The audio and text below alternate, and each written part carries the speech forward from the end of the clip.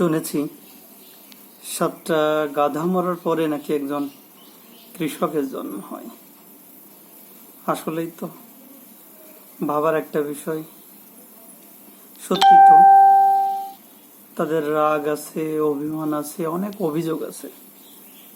তারপরেও তারা পরিশ্রম করে সোনার ফসল ফলাচ্ছে। ঘৃণা করে বা অভিমান করে এই পেশাটাকে সে ছেড়ে দিচ্ছে না। জাতির শ্রেষ্ঠ সন্তান হিসাবে যদি কাউকে ঘোষণা দিতে হয় বা স্বীকৃতি দিতে হয়, তাহলে অবশ্যই আমাদের দেশের চাষিকেই দিতে হবে। সত্যিই তো 7টা গাধা মরার পরে একটা কৃষকের জন্ম হয়। তা না হলে এই গাধার খাটুনি খেটে ফসল উৎপাদন করে তার ন্যায্য মূল্য না পাওয়ার পরেও, আক্ষেপ, রাগ, অভিমানের পরেও আবারও সেই কাজটি তারা করে যাচ্ছে।